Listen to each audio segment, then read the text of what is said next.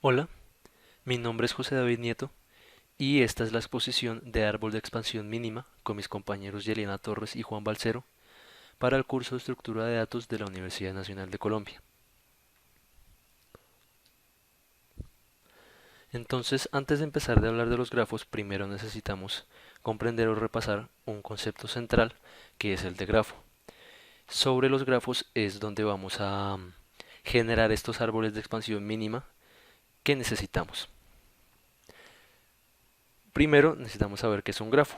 Entonces, un grafo podemos delimitarlo o definirlo como un sistema de conexiones o interrelaciones entre dos o más objetos. O también puede ser la colección de todos los puntos cuyas coordenadas satisfacen una relación dada. ¿Esto qué quiere decir? Tenemos pues aquí los objetos a los que nos referimos en la definición y aquí las aristas, las conexiones o las interrelaciones. Entonces si tenemos un objeto va a estar eventualmente relacionado con otro. Hablando ya más precisamente como una entidad matemática que es el grafo, un grafo es un conjunto, un grafo G es un conjunto de nodos o vértices y aristas. Entonces, los nodos, estos, son los objetos a los que nos referíamos en la definición anterior. Y las aristas son las conexiones o las relaciones que establecemos entre estos nodos. Es posible representar cualquier tipo de dato abstracto con un grafo. El grafo es la estructura más básica que podemos tener y nos sirve para generar estas otras estructuras que conocemos. En el ejemplo que citamos, pues, una lista enlazada es un grafo lineal. Si esta es la posición inicial, podemos establecer una arista que nos lleve de 0 a 1, 1 a 2 y así hasta los n datos.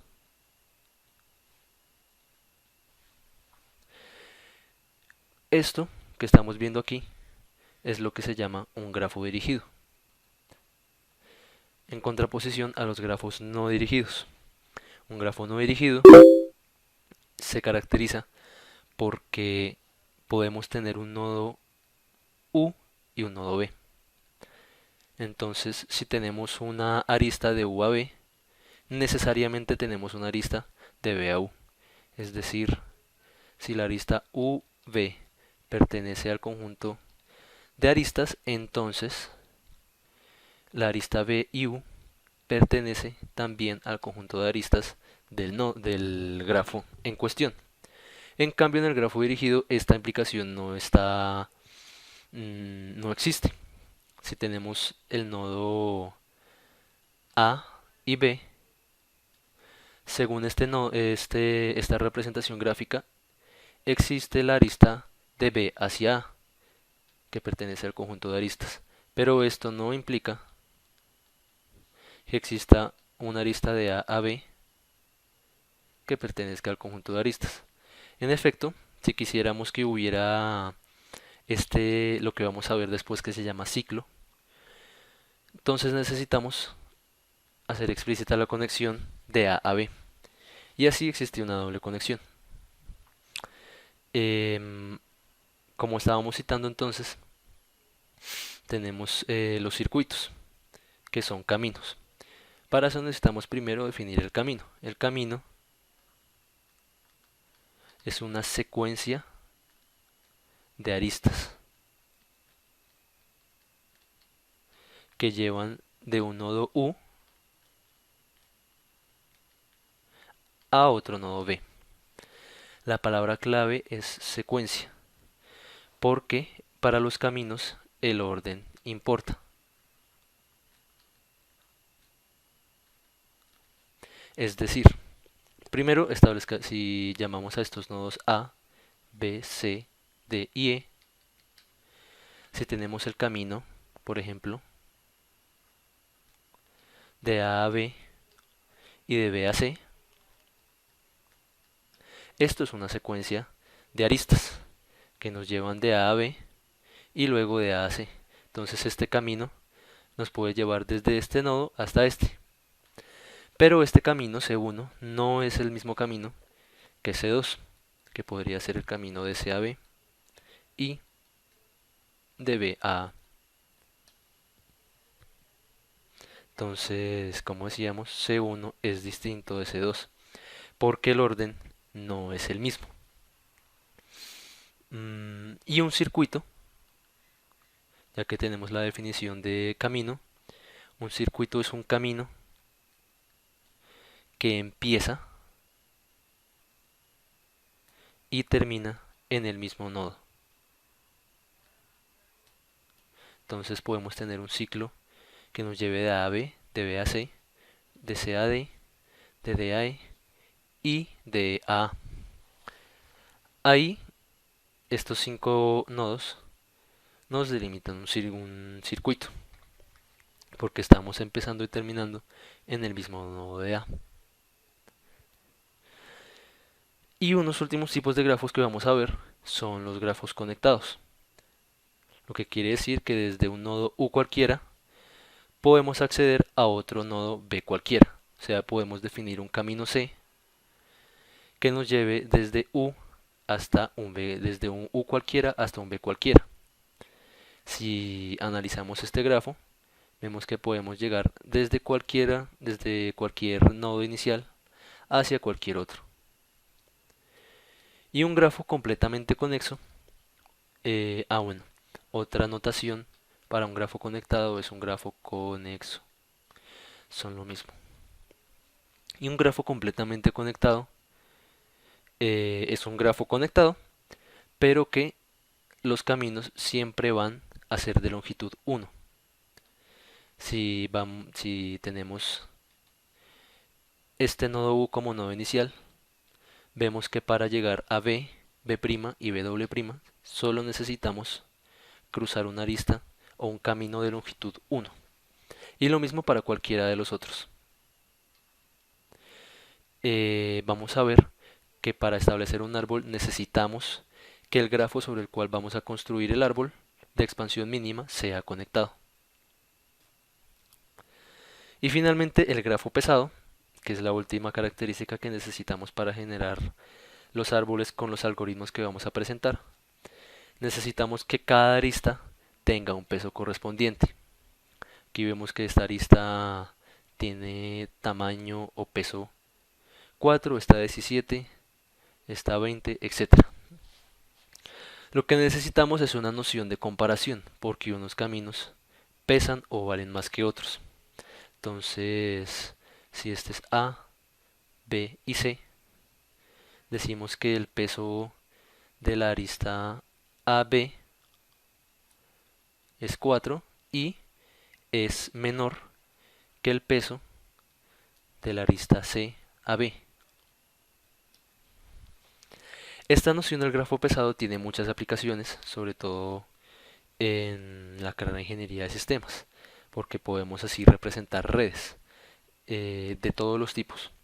Es un dato muy aplicable a varias esferas o varias temáticas. Y estos pesos pueden representarnos muchas cosas útiles. Por ejemplo, distancia. Si suponemos que estas son estaciones de tren, podemos decir que desde la estación A hasta la estación B hay 4 kilómetros de distancia. Y desde la estación C hasta la estación B hay 17 kilómetros de distancia. Y finalmente llegamos al concepto de árbol. Un árbol es un grafo o un subgrafo, porque usualmente los árboles van a ser generados de otros tipos de grafos. Y el árbol tiene la característica de ser un grafo acíclico conexo. ¿Sí? Supongamos entonces que este es el grafo G.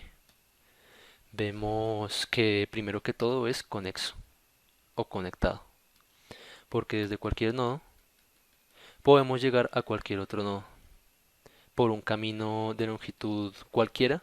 Lo importante es que podamos llegar a él.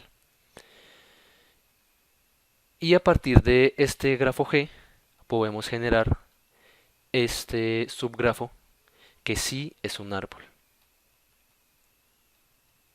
Verifiquemos.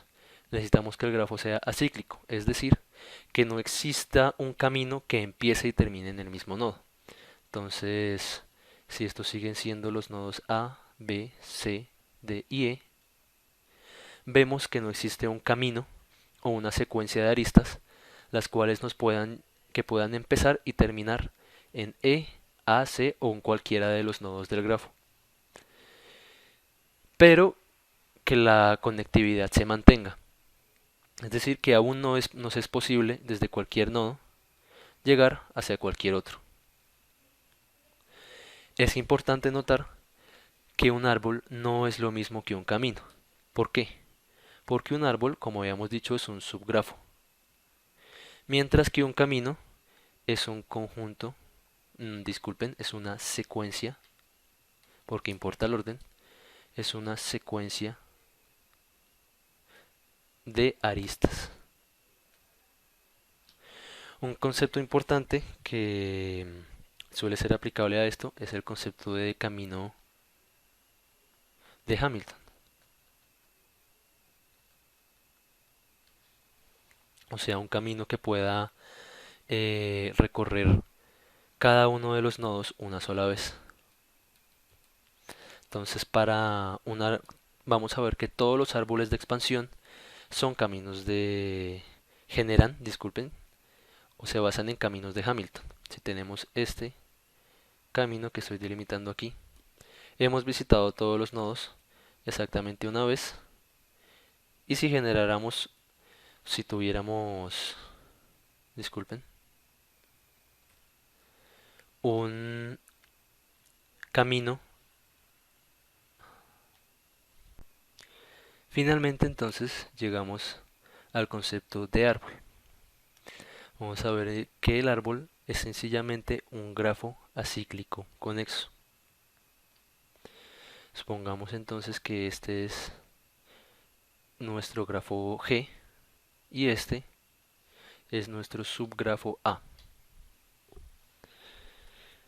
Entonces la primera condición para que A sea un árbol es que no exista un camino que empiece y termine en el mismo nodo.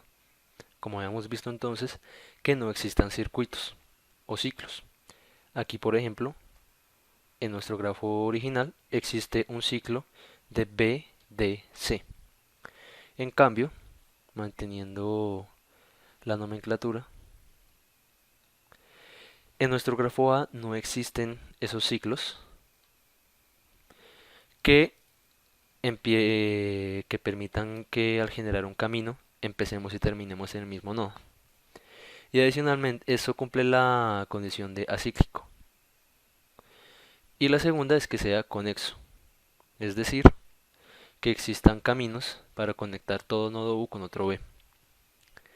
Entonces, mm, esto significa que desde cualquier nodo, como ya hemos visto, podemos acceder a cualquier otro por medio de un camino.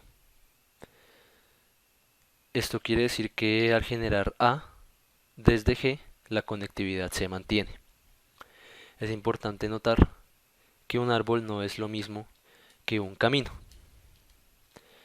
porque existe o puede existir una confusión con los caminos de Hamilton. Ambos problemas son muy distintos. Los caminos de Hamilton busca generar una secuencia de aristas que recorran todos los nodos una sola vez. Entonces, si volvemos a nuestro grafo G, este camino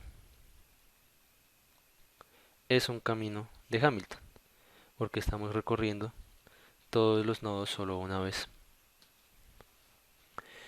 Y podemos ver que si llevamos esto a notación de grafo, este es también un árbol. Y lo que después veremos es un árbol de expansión mínima. Pero ¿qué es lo que ocurre? Un árbol sigue siendo un grafo. Es decir que, por ejemplo, nuestro subgrafo A es también un conjunto de vértices y aristas. Mientras que los caminos de Hamilton sí simplemente buscan generar una secuencia de aristas, es decir, a partir de elementos de exclusivamente E.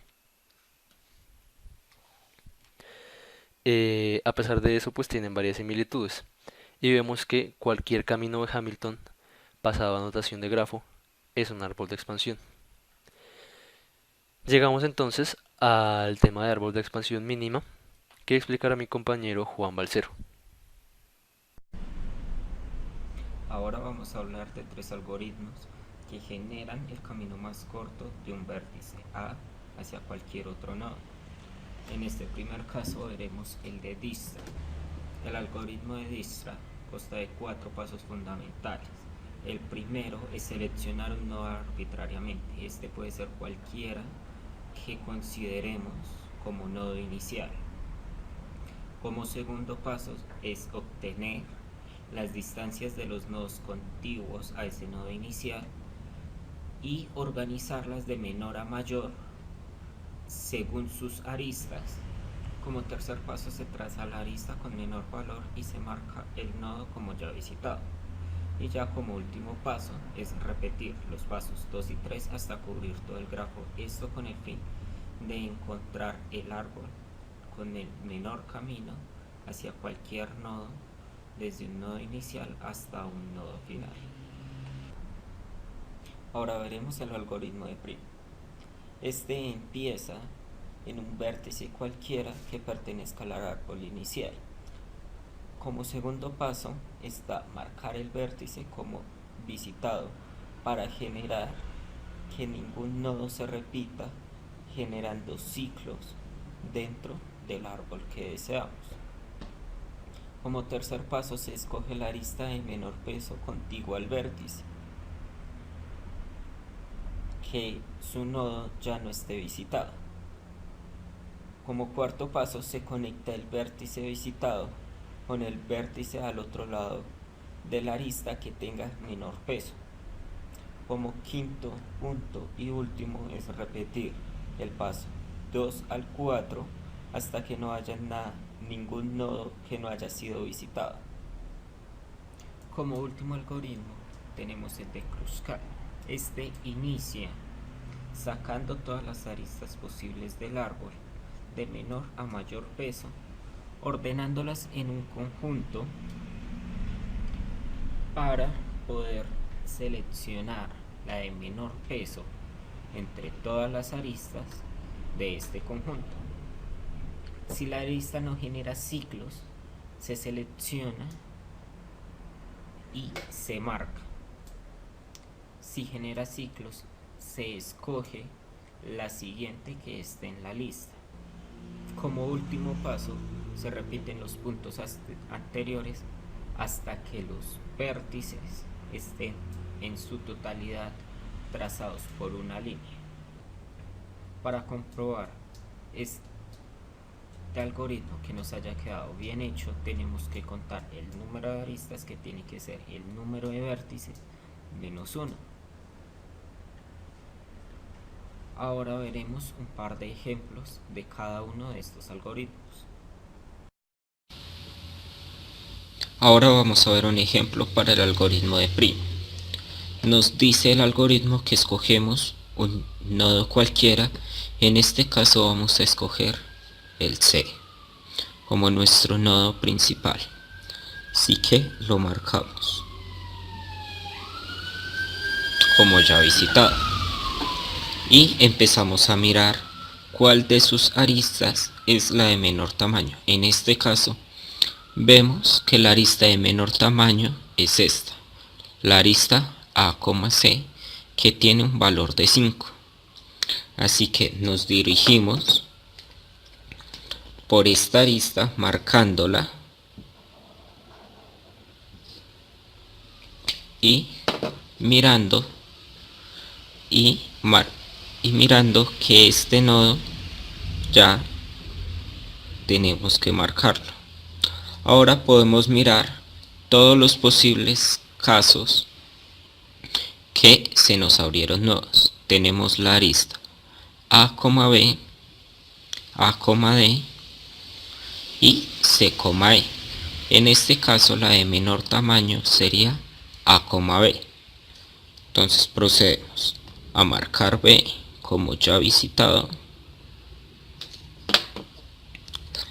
y a seleccionar este vértice. Ahora miremos cuál es el de menor tamaño. Tenemos C, E, B, E, D, E, A, D y B, D. En este caso el de menor tamaño es este, B, D, así que procedemos a marcar a D como ya visitado y trazar esta línea.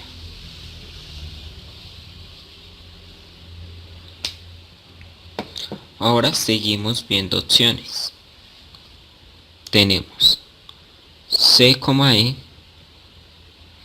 B, E, D, E y D, F. En este caso no consideramos A, D ya que nos generaría un ciclo y este ciclo no lo queremos. Así que tomamos para este caso B, E, que es el de menor tamaño con 7. Así que procedemos a marcarlo.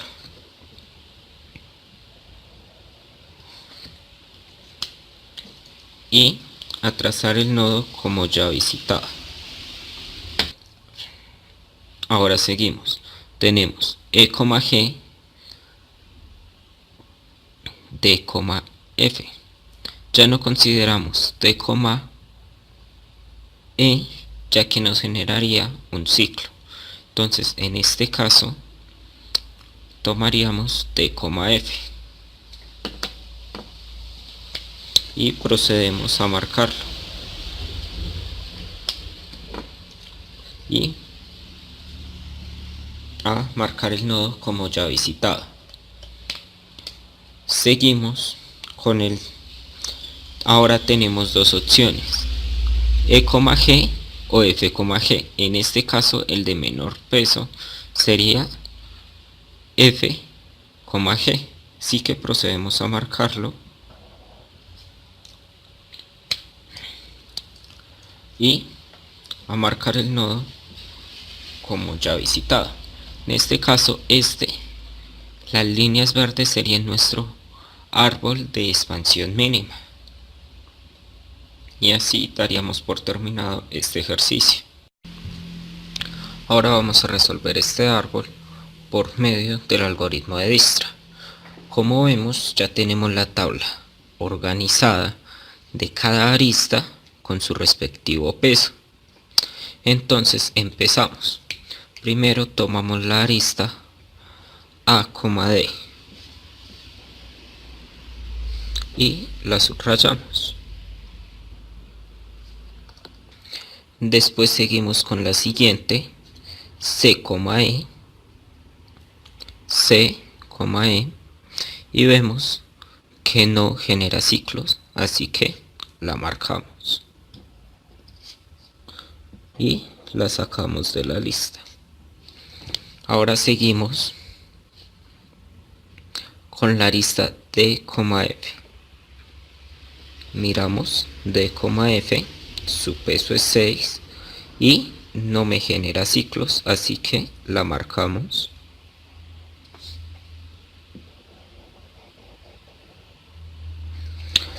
Ahora seguimos con la arista B, E, la tenemos B, E, y no me genera ningún tipo de ciclos, así que se marca. Y se elimina de la lista. Luego seguimos con la arista A, B. Miramos que no me genera ciclos y se marca y se saca de la lista. Ahora seguimos con la arista F, E. Vemos que nos genera un ciclo, porque F ya está marcado y E ya está marcado, generándome este ciclo. Por consiguiente, lo ignoramos. Ahora seguimos con la arista B, C. B, C también ya me genera un ciclo que sería este, así que se ignora. Seguimos. E, G. E, G no me genera ningún tipo de ciclo, así que se marca y se saca de la lista. Como vemos, ya hemos terminado el ejercicio, ya que todos nuestros vértices están unidos y si seguimos mirando, todos estos ya me generarían ciclos, así que ya hemos terminado.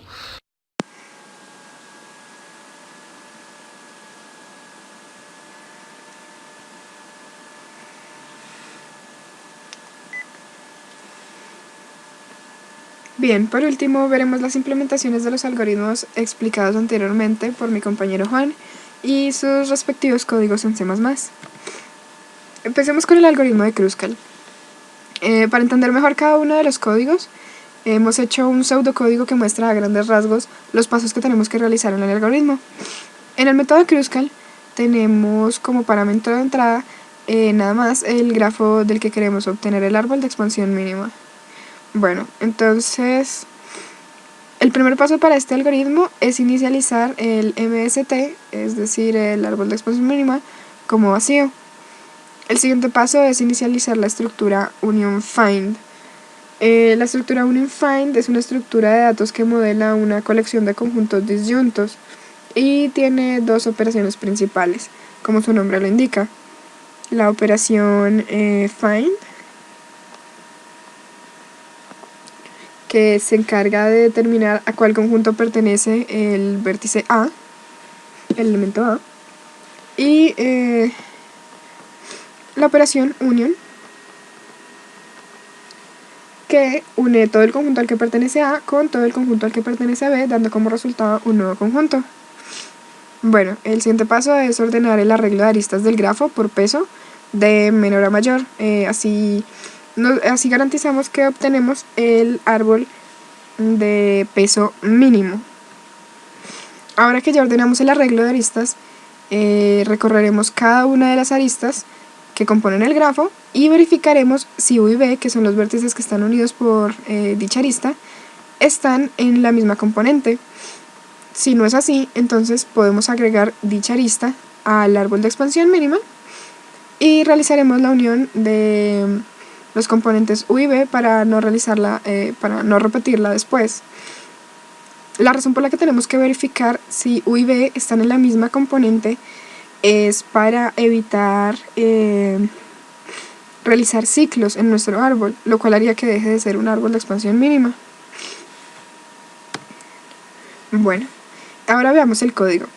Lo primero que debemos hacer es definir la estructura edge, que se refiere a la arista. La arista tendrá como atributos el vértice origen y el vértice destino, que son los vértices unidos por dicha arista, y el costo de recorrer la arista. Además, también debemos definir el arreglo de aristas que ordenaremos a continuación. Bien, para ordenar las aristas del grafo en orden ascendente, debemos usar un comparador, ya que estamos ordenando una estructura de datos. En este caso estamos ordenando por peso, por lo tanto dentro de la estructura antes definida agregamos este comparador, que lo que hace es principalmente obtener la arista con menor peso. Ahora ordenamos el arreglo de aristas mediante el siguiente código sort, que ordena las aristas por medio del comparador que vimos en la diapositiva anterior. Bueno, ahora lo siguiente sería recorrer todas las aristas ya ordenadas y verificar si sus vértices están o no en la misma componente. En código simplemente sería iterar sobre el arreglo de aristas que ya ordenamos, obteniendo sus respectivos datos. Para verificar si están o no en la misma componente de dos vértices, usamos el método SameComponent. Bueno, entonces realizamos el ciclo for para recorrer todas las aristas. De cada arista vamos a definir el origen, destino y peso. Y ahora verificaremos si el vértice origen está en la misma componente que el vértice destino. Esto se hace, como ya dije, con el método SameComponent. ¿Cómo funciona este método? Pues lo que hace principalmente es comparar si find de el origen es igual a find del destino. Pero como queremos que estos dos vértices no estén en la misma componente, por eso ponemos la negación. Bueno, si no están en la misma componente, quiere decir que estamos evitando realizar un ciclo al unirlas, entonces podemos efectivamente agregarlo al árbol de expansión mínima, podemos unir dichos vértices y para llevar la cuenta del peso de nuestro árbol de expansión mínima, entonces lo agregamos a la variable total, que es la que lleva dicha cuenta. Bueno, para entender mejor el anterior código, veamos cómo funciona la lógica en un grafo real. Teniendo este grafo, veamos, el primer paso que tendríamos que realizar es vaciar el MST, que es este.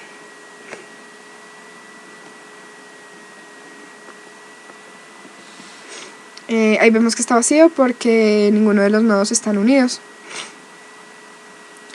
Luego inicializamos la estructura UnionFind, que es esta. Y luego ordenamos el arreglo de aristas de menor a mayor para asegurarnos que nuestro árbol sea mínimo. Bueno, hecho eso, entonces podemos empezar a verificar cada una de las aristas. Si vemos esas verificaciones un poco avanzadas, aquí podemos ver en azul los vértices que ya han sido unidos en el árbol y en blanco los que no han sido unidos. ¿Por qué no han sido unidos? Porque si se hiciera una unión entre esos dos, se crearía un ciclo. Esa verificación se hace de la siguiente manera. Por ejemplo, en esta arista que une a 7 y 9, verificamos find de 7, que sería 7, y find de 9, que sería también 7. Así podemos ver que están en la misma componente, entonces si llegásemos a unirlos, crearíamos un ciclo, en este caso con el vértice 3 y el vértice 6. De la misma manera ocurre con 8 y 9. Ahora verificamos 1 y 8, que vemos que están en distintas componentes, y por ende podemos hacer la unión en nuestro árbol de expansión mínima. Y así obtenemos este árbol en base al grafo que vimos inicialmente.